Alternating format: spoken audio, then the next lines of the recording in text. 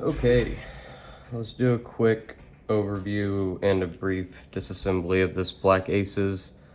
I don't know what they call it on PSA. I think they just call it a 12 gauge bullpup. But first and foremost, this is going to come in a few different variants from a few different companies. The original manufacturer is Defenceport. You can see it back here on the upper receiver. It's the Defenceport Tank 12. It's going to be listed on the box, but I don't know that you're going to see Tank 12 mentioned very much on the internet, as there seems to be a bunch of different companies importing and rebranding this. Take it or leave it. Reliability seems to be sort of hit or miss for some people. I have not shot this yet. I'm going to go through and check some of the things that I have seen people have issues with, as well as give you a general overview of how it works. I have done one thing to the safety. We'll go over that. You might find it reasonably necessary. And if the camera angle kind of sucks, I'm using a pretty janky setup, so be nice. But first and foremost, we'll lock it back and give her a quick check. Though I've never had a shell in this, probably a good habit to do. You do want the hammer back in here, so don't fire the trigger quite yet. So you have a barrel shroud up here at the front, and you can see it has sort of a spring detent on this plastic plate behind it, which is arguably my first issue with this. I think we'll talk about that a little bit more later.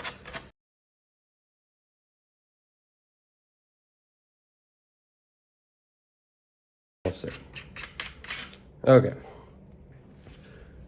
So this little barrel shroud locking ring, if you want to call it that, provides most of the stability for the upper receiver, actually.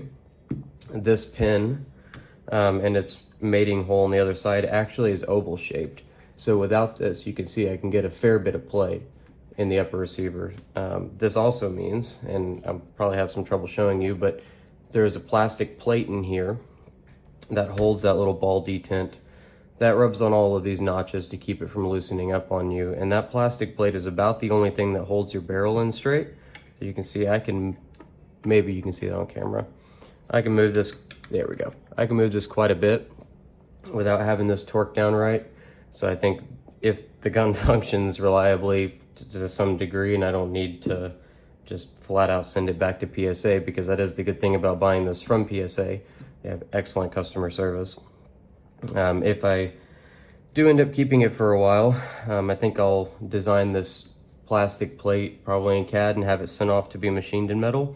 And then there are some preloaded ball detents you can buy on Amazon, and I'll just have a pocket machined in for that. So that way at least we'll have aluminum, because it is plastic, it touches the barrel directly. It probably will warp when it gets extremely hot if you just keep on running through this. But anyway, enough of that. Let's pull the charging handle out. That's necessary. It holds in with its own detent, so you can swap it to either side. And then what you might find, or at least something that I found, is that these pins are incredibly stiff, which I guess could be a good thing. A lot of high-end ARs have pretty stiff pins to prevent receiver wobble. You might have to tap these with a hammer. But with that pin out, with the charging handle out, and with this guy off, all you need to do really is just give it a quick tap, and this will slide completely out. There's the gun without the upper receiver. You can probably see this plastic plate in here. We can wiggle that out, but that's it. Upper receiver is really simple. Going to set this out of the way for now. Oh, actually, you know what? While we're here, I can show you that that pin is oval shaped, and that's where that plate comes in, without having this guy locked on.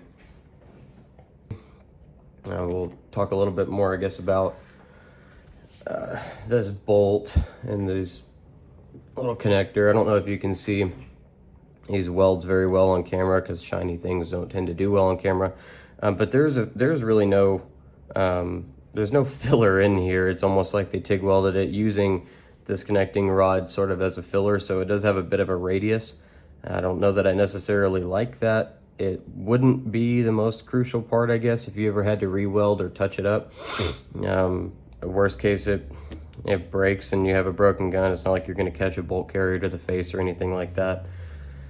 But yeah, not the most impressive welds I think we've ever seen on firearms. Normally I think you'd like to see this pretty well flush with this outer edge, and maybe grinded smooth, that way you have a little bit more material there.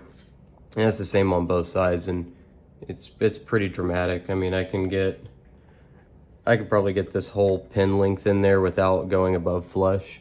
So just another thing to note, maybe when you do your routine cleaning, if you keep up with your guns, you might want to inspect those for any stress fractures in there. I don't know that that's a problem. I haven't seen anyone's bolt carriers break, but it's just something that I suppose could happen if your gun functions reliably long enough for you to even have that problem in the first place. So next, now that we have this off, if you did decide to, I'm going to push that pin back in so that this lays flat. If you did decide to put this cheek weld thing on or keep it off, whatever, up to you, but you will have to remove it, and it requires a little bit of a spread. There we go, pops right off. It's adjustable, I think in a few different positions back here. There's some notches, and it is captured for the most part. But I guess moving on, we've got this pin out. These two pins are incredibly tight, so I'm going to probably use my block, prop this up, and we will tap these pins out, and I'll show you what gets going on. All right, we're hitting the table. I think we can probably fish these out now, maybe not. 1 second. All right, there's one. They are stiff. Okay. Got both of our pins locked up all the way. They are detinted, so they're captured. They're not gonna fly out on you if you keep them up, which is a good thing. Certainly nothing to complain about there. But then this removes straight from the top, and you can see it resembles an AR or like an AR-10 sort of profile around the upper receiver with two captured pins. And then of course the front pin is really only for the hand guard. I think they even just call it a hand guard pin. But here is your upper receiver. It's comes out all together in one piece. It's pretty simple. There's nothing too crazy about it. We'll get to the lower in a second. I figured while I'm here, you're gonna receive this guy. It's marked HV. This is your high velocity gas piston. And this is going to be for a shot over 1,350 feet per second, I think the manual says. If you follow the break-in period per the manual, it says shoot 1 or 2 boxes of 1 ounce shot or larger through the low velocity piston that comes pre-installed first. And then you can swap to the high velocity if you intend to continue shooting heavy or high velocity loads. Coincidentally, it also does say that shooting high velocity or heavy loads on a low piston will cause premature wear and void your warranty. So I guess they ask you to void the warranty up front. That way when you come back and this thing doesn't work very well, they don't have to give you shit. But let me see if I tightened this a little bit earlier, so I might have to find a more clever way of holding this. But you get this, and then Black Aces, of course, got to engrave their name on everything just to make it feel more legitimate. Let me see if I can grab a pair of channel locks in here, because I snuck this down pretty tight. The first time I was checking out the gas pistons, it was quite literally loose. I mean, I took it off without even trying on accident. So we don't necessarily want that today. Go one larger. And I tightened it up pretty good, knowing that I probably wasn't going to transfer over to the high velocity piston. People have had a lot more consistent ejection and feeding with reasonably high velocity loads. I would say like 1,200 feet per second on the low velocity piston. I don't know that I'll be switching to the high unless I just start to have some pretty atrocious problems. But now that this is off, you can see we can't rotate this to get it off or anything like that. You're kind of just stuck where you are. This is where I put the charging handle back in and pull it back. And when you pull it off, you can see we have 2 capture rings that are stuck in here, and they were greased when I got it. Oh, also interesting to note, I don't know if Black Aces test these guns before they put them in the box after importing them, but mine was actually already fired. My choke had some carbon in it. So I'm hoping that that is a test fire, making sure we get a good gun before, you know, they ship it out, and not just someone else's warranty return that they decided to resell. Hope that's not the case. But anyway, with those 2 capture rings out, we can keep our gas piston here and slide off our locking ring. And then now we can look at our gas piston. This little hole in the side of the barrel is the gas port, so excess pressure in the barrel will be captured around this shroud here, sealed in by these 2 rings that we already had, and there's a little rubber O-ring you can't really feel in there. And then the gas will get caught in these notches and pushed back, sending this back and pushing your bolt carrier and chambering a new round. Pretty much how it works. And then inspecting our high velocity and our low velocity pistons, I don't see much difference. Now it might boil down to measurements that you can't really see by eye. I would imagine, actually it does look like the low velocity piston has a little bit of a tighter internal bore. I'm not sure. I guess I would highly recommend that you make sure that you keep these markings clean, because you'd have a difficult time telling a difference between the 2. But this is also what I was talking about. I mean, we have carbon buildup already on the piston, so someone did fire this. I'm just really hoping that it was, you know, the company I bought it from that fired it, not someone else's warranty return. All right, charging handle back off. I don't want to pull that off. I suppose we probably shouldn't. Probably shouldn't screw with it too much more.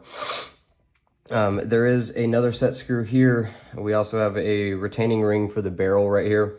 It is torqued on very, very tight, and I don't know that I want to start dealing with any of that stuff, but this is about as far as I think the average person would need to go when disassembling their Tank 12 firearm.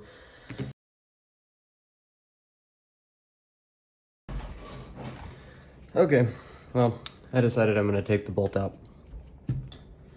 So it's reasonably simple, but you'll probably need a vise. The set screw down here, I backed it out probably 5 or 6 turns just to make sure it wasn't actually indented into this locking collar. You can use your supplied tool. I ended up putting this in a vise, primarily just clamping around this lug. I didn't want to mar up the receiver too bad, because I figured it was probably going to happen if I did. So I just put a pretty thick rag inside of a vise and clamped it here, and then put the locking collar, the tool on the locking collar, and just give it a quick tap with a hammer. That didn't really do much, so I did it a little harder, and then ended up pushing down on it and finally getting it loose for the most part. So now it's come off by hand, I think. You're watching this the first time I'm doing it. But there's our answer. It does not have an indentation for the set screw. Set screw just bites into it a little bit. Probably would have preferred to see some sort of recess for the set screw, but I imagine every time you take this on and off, which hopefully isn't often, it's probably going to change the clocking of it just a little bit.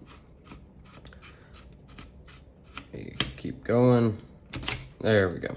Now the receiver will pull off, and we have a bare empty aluminum receiver. Nothing too terribly special going on here. See some wear marks right at the top of the receiver. Not quite sure what that's from yet. Here's a look at that plastic buffer I was talking about before, with the screw at the back to remove it should you ever need to, for reasons that probably escape me, but if you ever wanted to, you can. And so now you can see this sort of 2-piece bolt system right here. This holds all of your locking plates in, and then you have a locking tab. See if I can get that little lever right there drops and unlocks from this part of, I don't guess you could really call this the receiver, but we can remove it by doing sort of this number. There we go. Now we have a decent look. That's the locking surface. Pretty typical to most shotguns. You'll see a very similar action in a lot of pump action shotguns. And this effectively is a pump action shotgun. It just uses a gas port and a piston to just smack this bad boy. This normally would be attached to the fore end for a pump, but I would say it's a proven design and there's nothing too crazy about it. Here's your locking block that comes up. More brass marks, definitely been shot. I have heard people talk about the hammer not aligning with the firing pin, and it probably doesn't show up too good on camera, but given that I haven't fired this and someone else has, I can see where it's striking the firing pin. It looks just very slightly right of center, but for the most part still on. And you could get in here. I don't think I'm going to take this much further. It looks like we have double stamps on this little locking plate. I don't know why it was double stamped. Might have something to do with imports, because the bolt is I believe it's a restricted part in some European countries, and this is coming from Turkey, so I don't know what method it takes to get here, but you could clean your bolt probably as is without removing the firing pin. Looks like all you'd have to do that is just push down slightly and tap out this pin through the bottom, and then your firing pin will come out, and you could probably adjust the spring if you ever wanted to clip a few links off of it or get a stronger one. Extractor looks about the same. You have a roll pin protruding through the bottom, and then it looks like a drilled plunger and spring for your extractor. Then you have a notch for your ejector, which I assume...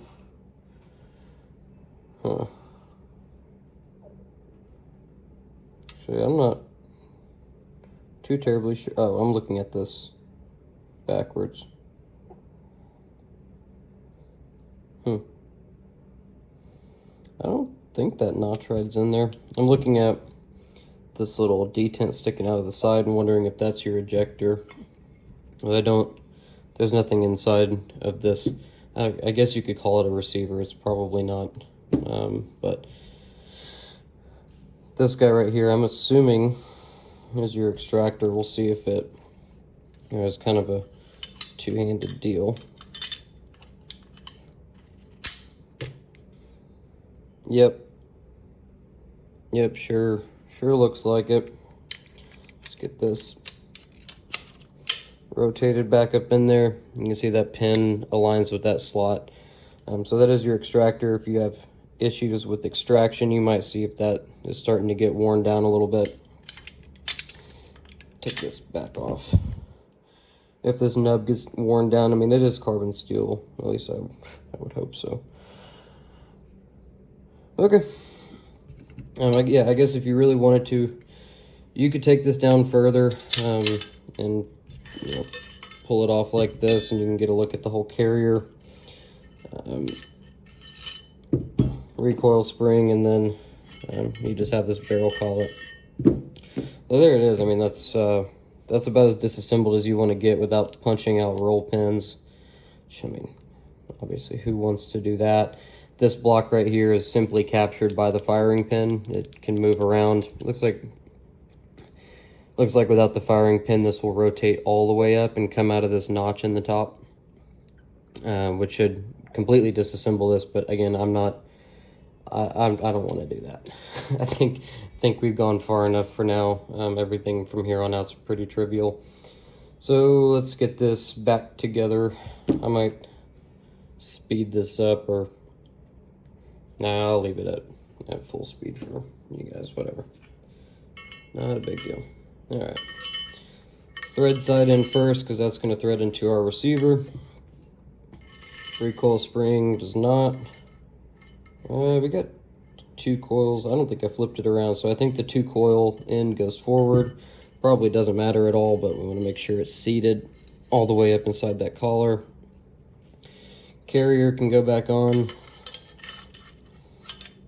And then pivot it down, push it back up in there. And then the three-handed job is holding all of this steady, getting that locked in there and aligned. There we go. Minimal gap.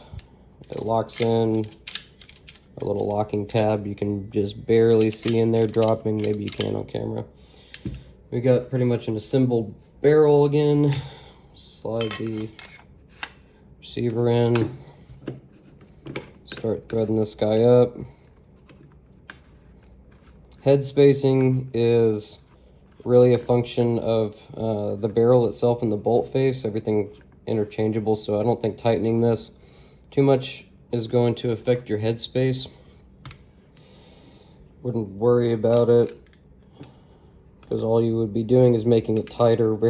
Probably at the very worst case, it just wouldn't go into battery, and therefore firing pin probably wouldn't reach it and it wouldn't lock up.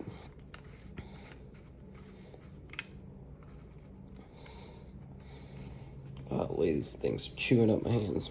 Sorry, I'll get you back on camera. Sorry if my hands are a little shaky.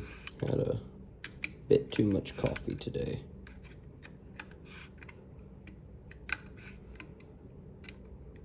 There we go. Okay.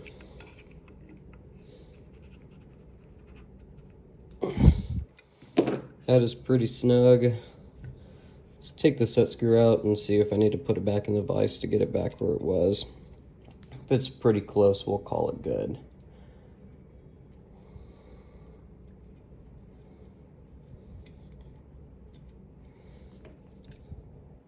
Damn. Okay. Back in the vise. If you stayed around this long, thank you.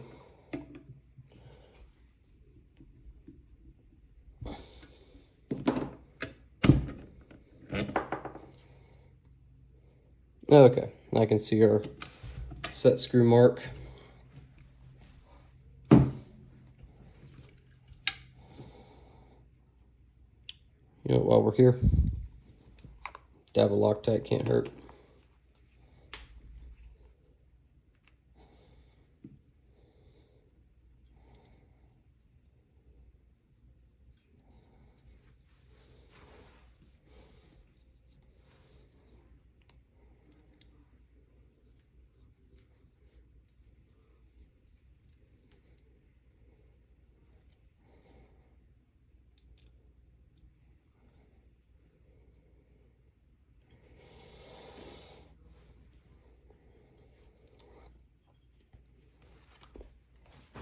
All right, we're back where we started. Wasn't going to do that. I went back and decided to refilm this and edit it in. So now we'll get back to the regular video. Lower receiver is all polymer. You're going to notice probably right off the bat that we have a lot of AR style controls. This, I'm assuming, is perfectly interchangeable with any AR grip that you want, with or without the beaver tail. It does look like that radius right there matches a typical AR buffer tube. So I would imagine you could use any mag pull or whatever you wanted. AR style safety, good way to tell the difference if you're just looking on the internet, whether you're getting a Tank 12 or the one that they have tons of YouTube videos on that has all these problems, is the trigger guard. If you can look at the picture and see a reasonably square trigger guard, that's a good tell that you're getting a Tank 12. AR style bolt release, kind of a backwards AR style mag catch, which I actually thought this was kind of clever. Typically on an AR, you have a button on the other side like this that lifts out on the mag release, and you have that. It is still here. It's just inverted. But what they did was add a pivot pin, so you can push on the back of this side. So you have ambidextrous mag releases, which is cool. Big button on this side, and then this pivoting version, so it moves out and pivots, which I thought was actually really clever for Defenceport designing that. We'll look, let me see if I can move this and get some light in there for you guys. So we have really a pretty traditional AR style trigger up front. I'm holding the hammer back with my other hand. And this safety is just a barrel style safety with a half notch cut into it right here. It works the exact same as an AR style safety. When I got this, the safety was so stiff that it actually hurt your thumb to try to use it, and that coupled with this very short throw lever really made it a pain in the ass. So you have a set screw right here on the top, and there's a spring and a plunger going inside of it to create that click that you hear when you rotate your safety. And I just backed the set screw all the way out till it was flush. It was maybe 3 millimeters below flush, and it's much nicer to manipulate now. It doesn't feel like you're going to kill your thumb and get a blood blister just from shooting this thing. But it effectively looks like they took a standard AR trigger and they welded a little extension up here for this connecting rod. I don't guess you can call it a push rod simply because it pulls, but I don't have another AR trigger just laying around to show you guys. But anyway, where the normal disconnector hook would be inside of an AR trigger, they just took, you can still see the original spring cut out for that disconnector. They just welded in this rod to extend it up a little bit that goes to this push rod and runs the full length back down to another almost fully complete AR style fire control group. So this one back here, we effectively have the trigger without the trigger sticking out the bottom. I would imagine it was just quite literally cut off and milled flat. We have an actual AR disconnector down here at the bottom, and it's spring loaded, and it's got, I mean, the reset's reasonably good. It's not quite like a mil spec AR, but okay, it's good enough. I mean, it's a $300 shotgun. And then they opted for a reasonably custom hammer. So they just took, and I mean, because this looks so seamless, to be honest with you, it doesn't seem like they just took a regular AR hammer and welded this bit up here to reach the bolt, or to reach the firing pin. But it is the same design quite literally up until this point right here. And then it looks like this was welded on. I don't know that for certain, but you have effectively dual AR fire control groups working together to make this a bullpup. And that's really all there is to it. Your bolt, or your last round bolt hold open / bolt release here interfaces with the 1919 magazine, which is kind of clever. I actually really do like these magazines. Instead of relying on a gap somewhere up here to have this thing with a little tail come and grab it on the last round and push it up, and sometimes it gets wonky, sometimes it doesn't work. This actually has a spring-loaded little triangle at the back, and it's pretty reliable, and when you have a round go in, it just kind of tucks back in there. So it's always going to pop up, and it doesn't matter if your follower gets cocked to one side or something like that. These 1919 magazines are pretty cool. You do get 2 in the box. Not that it really matters. They're both 5-rounders. I, again, can't really talk much to reliability. I just think functionally they're pretty cool with that little tab popping out at the top. Kind of unique, might just be another point of failure. I mean, who the hell knows at this point.